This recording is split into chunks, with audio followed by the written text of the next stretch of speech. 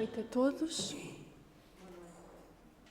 Continuamos agora o estudo deste livro, Os Mensageiros, que temos vindo já a estudar nas semanas anteriores. Hoje vamos ver o capítulo 8, cujo título é O Desastre de Asselino. Fazendo um breve apanhado para a hipótese de estar aqui alguém hoje pela primeira vez, este livro, Os Mensageiros, tem como autor espiritual André Luiz e foi psicografado por Chico Xavier. André Luiz permaneceu no umbral por 8 anos e depois foi recolhido à colónia espiritual Nosso Lar por interferência de sua mãe. É um exemplo dignificante de autorreforma, graças à sua abnegação e trabalhos incansáveis de auxílio ao próximo. Agora, neste livro, André Luiz vem reportar vários aprendizados que alcançou junto à equipa de auxiliares aprendizes. Primeiro, num centro de mensageiros, depois, numa fase mais avançada do livro, noutra colónia espiritual, chamada Posto de Socorro, e depois a seguir, já na parte final deste livro, numa viagem à crosta terrestre, com duração de 1 semana, onde André Luiz teve a oportunidade de pôr em prática as lições recebidas. E são estes relatos que André nos faz neste livro. Neste livro se revela que a morte física descortina a vida espiritual em contínua evolução. Relata as experiências de vários espíritos que reencarnaram com trabalhos programados necessários aos seus próprios aprimoramentos. É evidenciada a oportunidade de trabalho dos médiuns. Nos primeiros capítulos deste livro, temos o relato de vários médiuns que encarnaram com diversificadas missões e que acabaram depois por falhar nessas missões por diversos motivos. E, portanto, aqui é feito um alerta quanto à necessidade da prática dos ensinamentos na esfera íntima, a fim de se evitar o retorno ao plano espiritual com o desencarne, sem se cumprir os compromissos anteriormente assumidos. E, portanto, nos capítulos 1 a 13, portanto, numa primeira parte deste livro dos Mensageiros, temos então os testemunhos de médiuns desencarnados, que, tendo partido da colónia espiritual Nosso Lar em direção à crosta terrestre com diversas tarefas, não conseguiram cumpri-las. E no retorno à colónia espiritual pela desencarnação, os seus relatos são sofridos, mas esclarecedores. E temos agora no capítulo 8, precisamente o relato de um desses médiuns, de seu nome Asselino, que terá sido um médium que, uma vez encarnado, se dedicou ao mercantilismo mediúnico, ou seja, foi-lhe concedida a mediunidade, foi-lhe atribuída uma missão muito importante e ele cobrou pelos serviços prestados. Asselino narra neste capítulo o seu fracasso espiritual e a forma como depois expiou a sua falta quando desencarnou. Começando então a leitura do capítulo 8. Ia dirigir-me a Otávio novamente, quando alguém se aproximou e falou ao ex-médium com voz forte. O Otávio, para quem cá esteve na última hora da semana passada, foi outro médium que também relatou o seu fracasso. Não chore, meu caro, você não está desamparado. Além disso, pode contar com o devotamento materno. Vivo em piores condições, mas não me faltam esperanças. Sem dúvida, estamos em bancarrota espiritual. No entanto, é razoável aguardarmos confiantes novo empréstimo de oportunidades do tesouro divino. Deus não está pobre. E, portanto, aqui, Asselino, dirigindo-se a Otávio, reconhece que ambos estão em bancarrota espiritual, ou seja, ambos reencarnaram com determinadas missões e falharam. No entanto, Asselino está confiante, porque sabe que novas oportunidades virão. E daí ele dizer, novo empréstimo de oportunidades do tesouro divino. Deus não está pobre. E essas novas oportunidades vêm sempre até nós, independentemente da nossa queda. nós temos é que estar preparados para as agarrarmos e sabermos aproveitar. E Acelino, André Luís diz: voltei-me surpreendido e não reconheci o recém-chegado. Dona Isaura fez o obséquio das apresentações. Estávamos diante de Acelino, que partilhara a mesma experiência. Fitando, triste, Otávio sorriu e advertiu: não sou um criminoso para o mundo, mas sou um falido para Deus e para nosso lar. E esta frase aqui de Otávio é muito importante, porque aqui nós percebemos que podemos não ser considerados criminosos perante a lei do homem, mas já podemos ser esses criminosos ou considerados falidos perante a lei de Deus. Sejamos, porém, lógicos, revidou Acelino, parecendo mais encorajado, e ainda dirigindo-se a Otávio. Você perdeu a partida porque não jogou, e eu a perdi, jogando desastradamente. E aqui temos a comparação entre o falhanço de Otávio e o falhanço de Acelino, porque se recordam, Otávio falhou porque veio nessa reencarnação com uma missão. Para isso foi-lhe concedido o dom da mediunidade e ele pura e simplesmente não fez uso desse dom. Acelino, pelo contrário, como vamos ver mais à frente, também veio com esse mesmo dom da mediunidade, fez uso dele, mas de forma errada, porque cobrou pelos serviços que prestava a seus irmãos. E Acelino continua: tive 11 anos de tormento nas zonas inferiores. Sua situação não reclamou esse drástico, mesmo assim, confio na providência. Ou seja, aqui Acelino diz que depois de desencarnar, depois da morte do corpo, passou por 11 anos de tormento numa zona de umbral. Ou seja, ele não foi diretamente para uma colónia espiritual, ele durante 11 anos padeceu em sofrimento numa zona inferior de umbral. Mas mesmo assim, ele continua a confiar na providência divina. Nesse instante, interveio Vicente acrescentando: cada um de nós tem a experiência que lhe é própria. Nem todos ganham nas provas terrestres. E voltando-se de modo especial para mim, e aqui é André Luís que está a falar, aduziu: quantos de nós, os médicos, perdemos lamentavelmente na luta?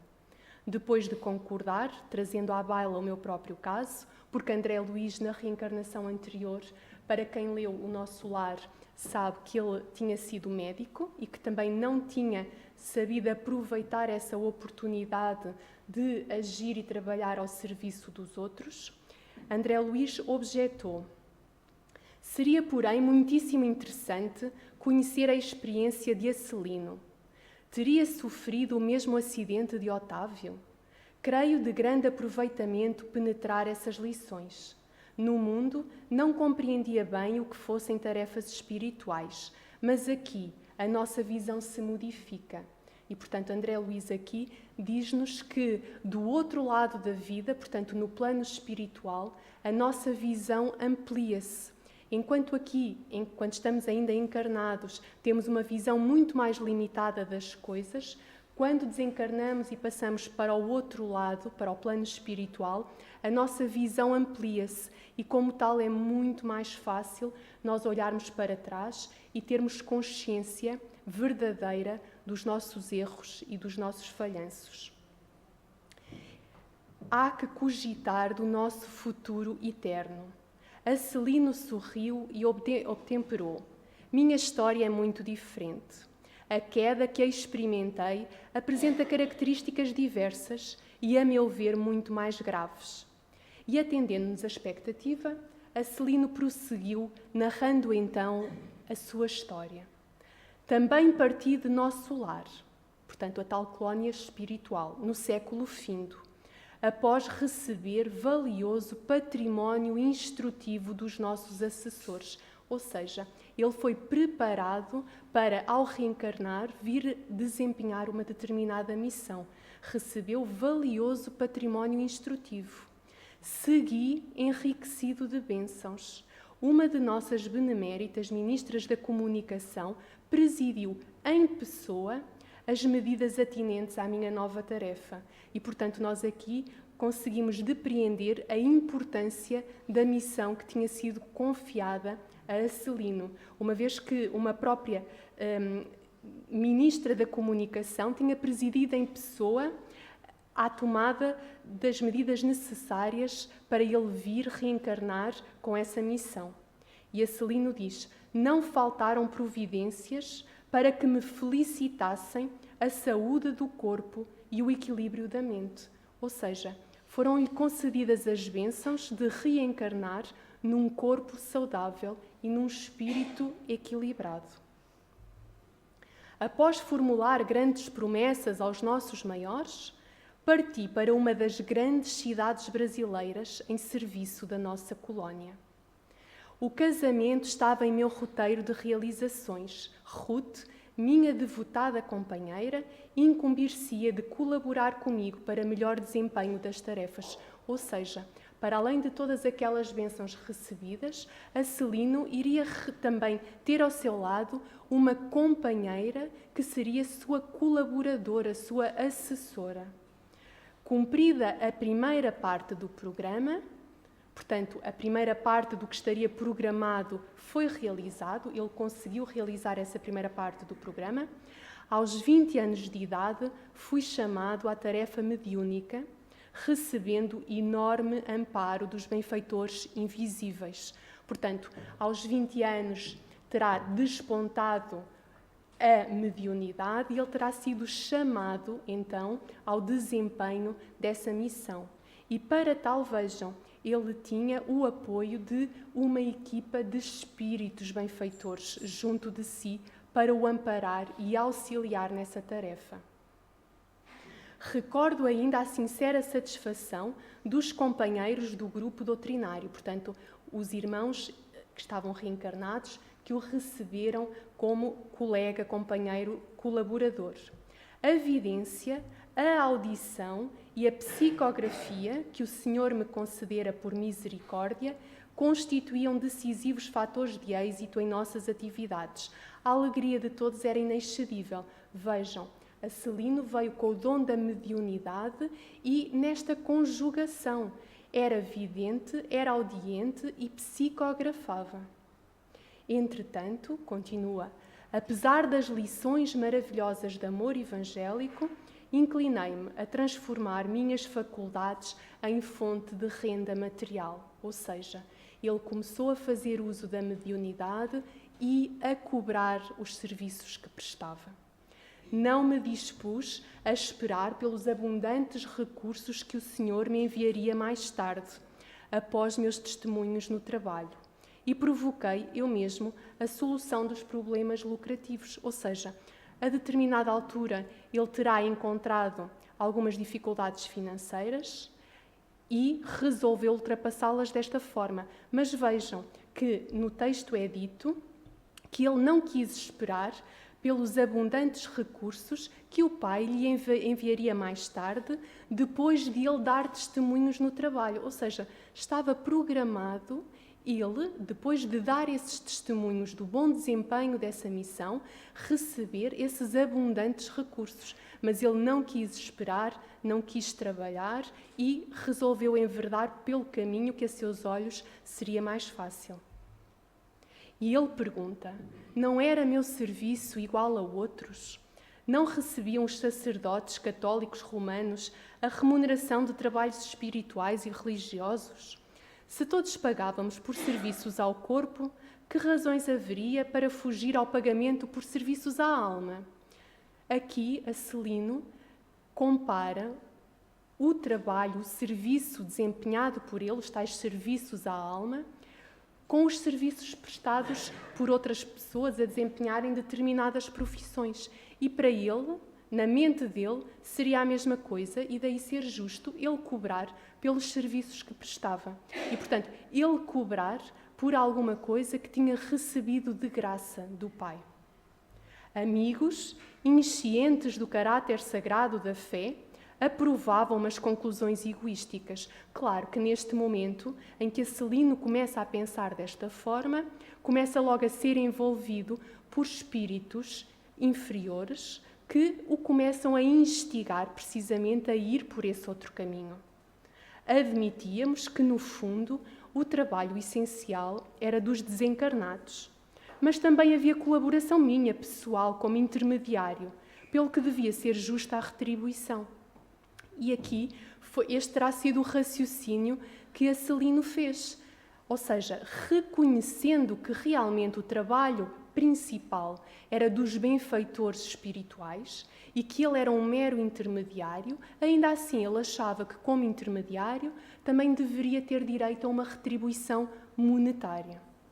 De balde, movimentaram-se os amigos espirituais, aconselhando-me o melhor caminho. Em vão, companheiros encarnados chamavam-me a esclarecimento oportuno, ou seja, no momento em que Acelino estava para enveredar por este caminho errado, logo ele foi envolvido por amigos do plano espiritual que lhe tentaram intuir os bons pensamentos, as boas decisões, que o tentaram encaminhar no sentido correto. Da mesma forma, também os companheiros que se encontravam reencarnados o tentaram advertir de que estava a seguir pelo caminho errado, mas ninguém conseguiu e ele seguiu por aquele outro caminho mais fácil.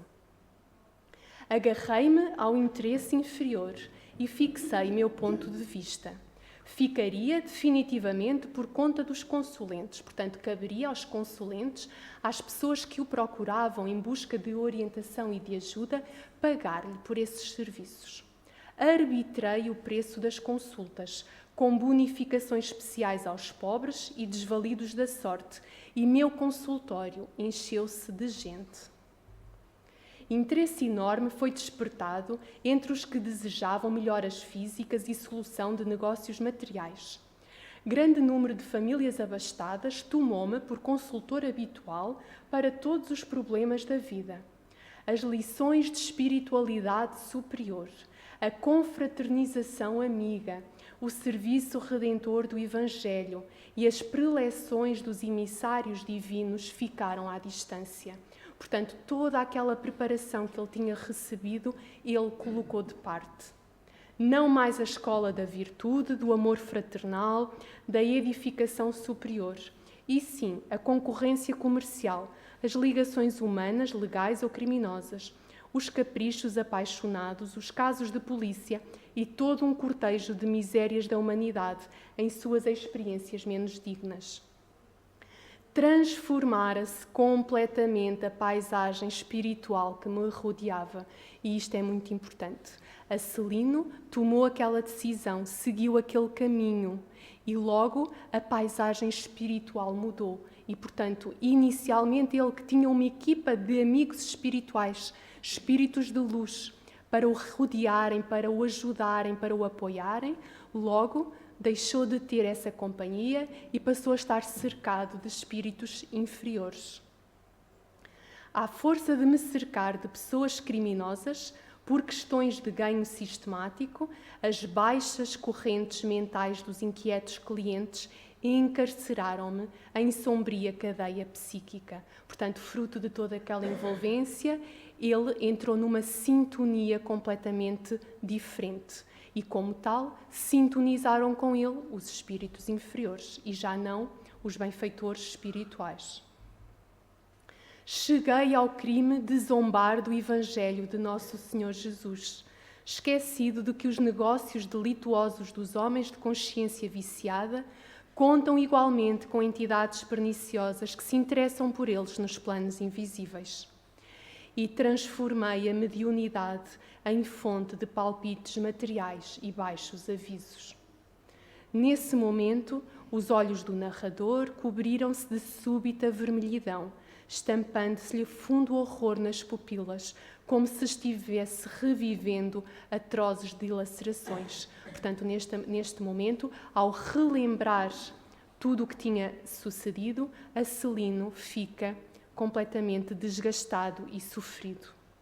Mas a morte chegou, continua ele, meus amigos, e arrancou-me a fantasia, prosseguiu mais grave. Desde o instante da grande transição, portanto, desde o momento da morte, desde o momento em que ele desencarnou, A ronda escura dos consulentes criminosos que me haviam precedido no túmulo rodeou-me, a reclamar palpites e orientações de natureza inferior. Portanto, Acelino, ao desencarnar, já vimos há pouco que ele esteve 11 anos no umbral, e nesse sítio, ele logo que desencarnou foi rodeado pelas pessoas que, quando ele ainda estava encarnado, o tinham procurado à procura de ajuda e que tinham desencarnado antes dele. Portanto, provavelmente, para estarem aqui nesta zona do umbral, há irmãos que ainda também se deixavam orientar pelo materialismo, por interesses de natureza inferior. Queriam notícias de cúmplices encarnados, de resultados comerciais, de soluções atinentes a ligações clandestinas. Portanto, nem naquela zona de umbral ele conseguiu ter paz e sossego, porque continuou a ser cercado por estas pessoas que queriam informações sobre os negócios, sobre as ligações que tinham deixado para trás quando desencarnaram. Gritei, chorei, implorei, mas estava algemado a eles por sinistros elos mentais, em virtude da imprevidência na defesa do meu próprio património espiritual. Durante 11 anos consecutivos, expiei a falta entre eles, entre o remorso e a amargura, portanto, no umbral. Acelino calou-se, parecendo mais comovido, em vista das lágrimas abundantes. Fundamente sensibilizado, Vicente considerou: o que é isso? Não se atormenta assim. Você não cometeu assassínios, não alimentou a intenção deliberada de espalhar o mal. A meu ver, você enganou-se também, como tantos de nós. Ou seja, aqui Vicente tenta confortá-lo um pouco, dizendo que ele não assassinou ninguém, que aquilo que ele fez não foi propositadamente com a intenção de prejudicar outro irmão e que, portanto, ele se tinha enganado, como tantos de nós. Acelino, porém, enxugou o pranto e respondeu: não fui homicida, nem ladrão vulgar. Não mantive o propósito íntimo de ferir ninguém, nem desrespeitei alheios lares. Mas indo aos círculos carnais para servir às criaturas de Deus, nossos irmãos, auxiliando-os no crescimento espiritual com Jesus, esta era a missão que ele trazia, apenas fiz viciados da crença religiosa e delinquentes ocultos, mutilados da fé e aleijados do pensamento. Portanto, ele reconhece que não matou, que não roubou, que não prejudicou ninguém voluntariamente, mas reconhece que falhou redondamente a missão que lhe tinha sido confiada de vir para ajudar outros irmãos. Não tenho desculpas porque estava esclarecido. Não tenho perdão porque não me faltou assistência divina.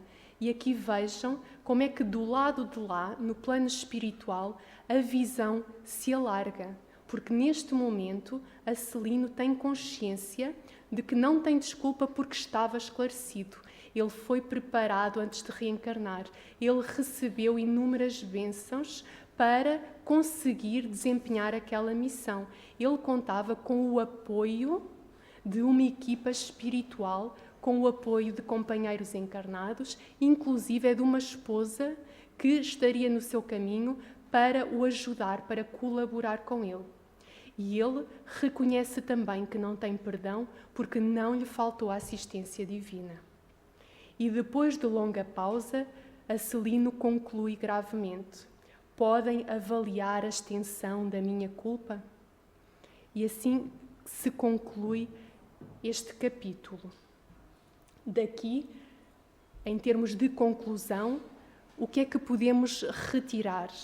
Que Acelino vem relatar o seu fracasso, o seu falhanço, a sua queda, mas que ainda assim ele continua a confiar na providência divina, precisamente porque, e isto acontece com qualquer um de nós, podemos cair, podemos falhar muito, mas a nova oportunidade virá. Nós temos é que estar preparados para a saber agarrar e para então a sabermos aproveitar. Que assim seja.